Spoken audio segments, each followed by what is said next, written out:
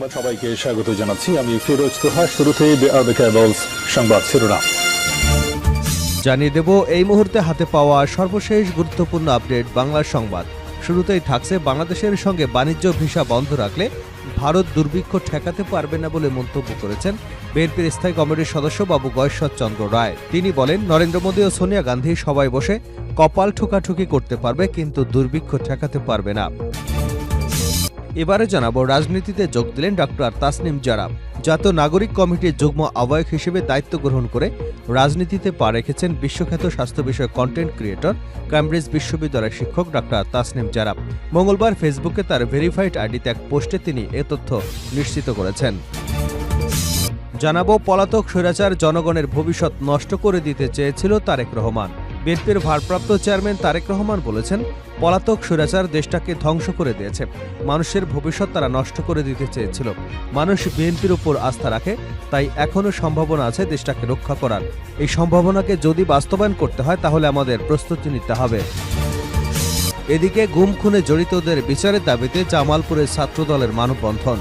আন্তর্জাতিক মানবাধিকার দিবস উপলক্ষে জামালপুর জেলা সরকারি আশেক মাহমুদ কলেজ শাখা ছাত্রদলের যৌথ উদ্যোগে মানববন্ধন অনুষ্ঠিত হয়েছে।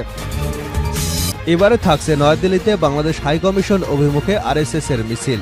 বাংলাদেশের সংখ্যালঘুদের উপর কথিত নির্যাতনের অভিযোগ তুলে ভারতের নয়াদিল্লির চাণক্যপুরীতে বাংলাদেশ হাইকমিশন অভিমুখে আরএসএস এর বিক্ষোভ মিছিল আটকে দিয়েছে দিল্লি পুলিশ। এবং সর্বশেষ জানাবো, সিরিয়ায় তীব্র হচ্ছে ইসরায়েলি হামলা। বিদ্রোহীদের অভিযানে প্রেসিডেন্ট বাশার আল আসাদ নেতৃত্বাধীন সরকারের পতনের পর দেশটিতে বিমান হামলা বৃদ্ধি করেছে ইসরায়েল। এরই মধ্যে সিরিয়া জুড়ে শতাধিক লক্ষ্যবস্তুতে হামলা চালিয়েছে দেশটি। এতক্ষণ শিরোনাম শুনছিলেন, এবার বিস্তারিত। প্রিয় দর্শক, আপনি যদি এই চ্যানেলে নতুন হয়ে থাকেন, ভিডিওটি দেখতে দেখতে চ্যানেলটি সাবস্ক্রাইব করে আমাদের সঙ্গে থাকুন। আর এই ভিডিও সম্পর্কে আপনি আপনার মূল্যবান মতামতটি কমেন্ট বক্সে জানিয়ে দিন। আর হ্যাঁ প্রিয় দর্শক, জানিয়ে দিন ভিডিওটি কোথা থেকে দেখছেন। বাংলাদেশের সঙ্গে বাণিজ্য ভিসা বন্ধ রাখলে ভারত দুর্ভিক্ষ ঠেকাতে পারবে না বলে মন্তব্য করেছেন বিএনপির স্থায়ী কমিটির সদস্য গয়েশ্বর চন্দ্র রায়। জাতীয় প্রেস ক্লাবে সাহিত্যিক এবং সাংবাদিক কলাম ফয়েজি রচিত নেতা ও কবি বইয়ের প্রকাশনা উৎসব উপলক্ষে আয়োজিত আলোচনা সভায় একথা বলেন তিনি। গয়েশ্বর চন্দ্র রায় বলেন, বাংলাদেশের সঙ্গে বাণিজ্য ভিসা বন্ধ রাখলে ভারতে যে দুর্ভিক্ষ হবে তা ঠেকাতে পারবে না ভারত। নরেন্দ্র মোদী, সোনিয়া গান্ধী সবাই বসে কপাল ঠোকাঠুকি করতে পারবে, কিন্তু দুর্ভিক্ষ ঠেকাতে পারবে না। বিএনপির স্থায়ী কমিটির এই সদস্য বলেন, ভারতের সঙ্গে বাংলাদেশের বাণিজ্য ঘাটতি 90%। আমরা শুধু ইলিশ মাছ পাঠাই, তারা সবকিছুই পাঠায়। সুতরাং ভিসা ও এলসি এসব যদি বন্ধ থাকে তাহলে ভারতের দুর্ভিক্ষ ঠেকানো সম্ভব হবে না। গয়েশ্বর চন্দ্র রায় বলেন, আমাদের একটা পররাষ্ট্রনীতি আছে। আমরা বলেছি সব দেশের সঙ্গে আমাদের বন্ধুত্ব, কিন্তু কোনো প্রভুত্ব নয়। শুধু ভারতের সঙ্গে না, পুরো বিশ্বের সঙ্গে আমাদের পররাষ্ট্রনীতি থাকতে হবে। ছোট বড় দেশ বলে কোনো কথা নাই, প্রতিটা দেশই কারো না কারো উপর নির্ভরশীল থাকে। আমেরিকা এত বড় একটা দেশ, তাদের অস্ত্র বানানো ছাড়া আর কোনো কারখানা নেই, কিন্তু তাদের পোশাকের জন্য বাংলাদেশ, ভিয়েতনাম সহ বিভিন্ন দেশের উপর নির্ভর করতে হয়। সুতরাং ভারত যা করছে তা নিজেদের পায়ে নিজেরাই কোড়াল মারছে। রাজনীতিতে যোগ দিলেন ডক্টর তাসনিম জারা। জাতীয় নাগরিক কমিটির যুগ্ম আহ্বায়ক হিসেবে দায়িত্ব গ্রহণ করে রাজনীতিতে পা রেখেছেন বিশ্বখ্যাত স্বাস্থ্য বিষয়ক কন্টেন্ট ক্রিয়েটর এবং কেমব্রিজ বিশ্ববিদ্যালয়ের শিক্ষক ডক্টর তাসনিম জারা। মঙ্গলবার ফেসবুকে তার ভেরিফাইড আইডিতে এক পোস্টে তিনি এ তথ্য নিশ্চিত করেছেন। পোস্টে ডক্টর তাসনিম জারা লিখেন, আমি জাতীয় নাগরিক কমিটির যুগ্ম আহ্বায়ক হিসেবে দায়িত্ব গ্রহণ করেছি।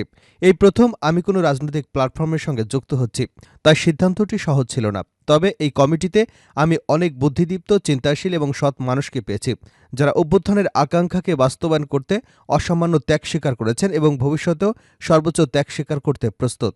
তাদের সহকর্মী হতে পারা এবং দেশের জন্য একসঙ্গে কাজ করবার সুযোগ পাওয়া সৌভাগ্যের বিষয়।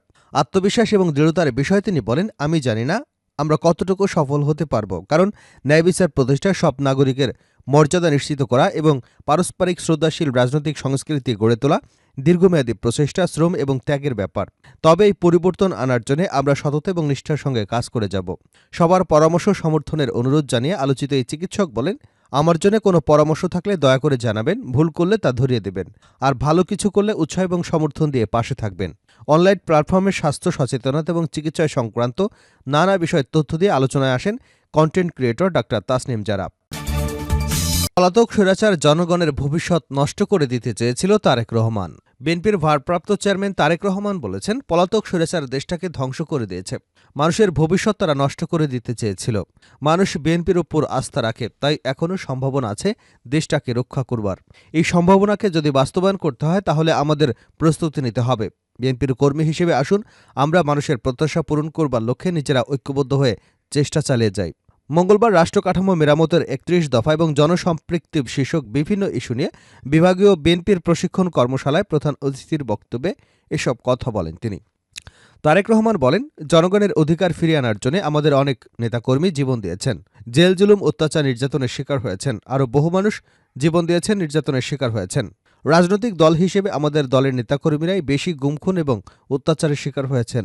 ৬০ লাখ নেতাকর্মী মামলার শিকার হয়েছেন। এই দলটির কাছে মানুষের প্রত্যাশা বেশি। আমাদের উচিত মানুষের প্রত্যাশা পূরণের জন্য নিজেদেরকে প্রস্তুত করা। নেতাকর্মীদের উদ্দেশ্যে তিনি আরও বলেন, নিজের কথা ভাবলে হবে না, আসুন আমরা দেশ এবং জাতির কথা চিন্তা করি। নিজেদের বেঁচে থাকার জন্য যতটুকু দরকার তারপরই আসুন আমরা দেশ এবং মানুষের জন্য কাজ করতে শুরু করি। তাহলে আমরা দেশের মানুষের কাছে চিরস্মরণীয় হয়ে থাকব। প্রিয় নেতারা, আসুন জীবনের বাকি সময়টুকু দেশ এবং দেশের মানুষের কল্যাণে কাজ করে মানুষের কাছে চিরস্মরণীয় হয়ে থাকি, বলেন তারেক রহমান। গুম খুনে জড়িতদের বিচারের দাবিতে জামালপুরে ছাত্রদলের মানববন্ধন। আন্তর্জাতিক মানবাধিকার দিবস উপলক্ষে জামালপুর জেলা ও সরকারি আশেক মাহমুদ কলেজ শাখা ছাত্রদলের যৌথ উদ্যোগে মানববন্ধন অনুষ্ঠিত হয়েছে। মঙ্গলবার দুপুরে বিএনপির কেন্দ্রীয় কোষাধ্যক্ষ এম রশিদুজ্জামান মিল্লাতের নির্দেশনায় এবং জেলা যুব দলের সদস্য সচিব সোহেল রানা খানের সার্বিক সহযোগিতায় সরকার আশেক মাহমুদ কলেজে মানববন্ধন অনুষ্ঠিত হয়। মানববন্ধনে বক্তারা গুমের শিকার বিএনপি এবং অঙ্গ ও সহযোগী সংগঠনের সকল নেতাকর্মী নাগরিকদের অবিলম্বে তাদের পরিবারের কাছে ফিরিয়ে দেওয়ার দাবি জানান। একই সঙ্গে এসব গুমখুনের ঘটনার সঙ্গে জড়িতদের বিচারের আওতায় আনবার দাবিও জানান তারা।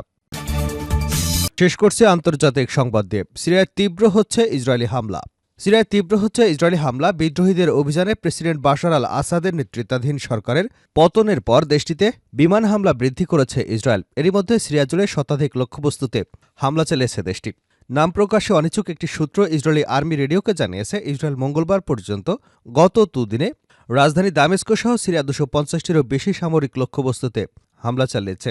এদিকে ইসরায়েলি প্রতিরক্ষা বাহিনীর সামরিক ট্যাঙ্ক দামেস্কের কাছাকাছি পৌঁছে গেছে বলেও জানা গেছে বিবিসি এবং আল জাজিরা রয়টার্সের প্রতিবেদনে।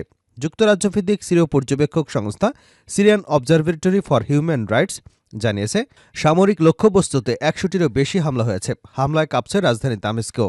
স্থানীয় মিডিয়া রিপোর্ট অনুযায়ী রাসায়নিক অস্ত্র উৎপাদনের সঙ্গে যুক্ত একটি গবেষণা কেন্দ্র হামলার শিকার এবং স্থাপনাগুলোর মধ্যে রয়েছে।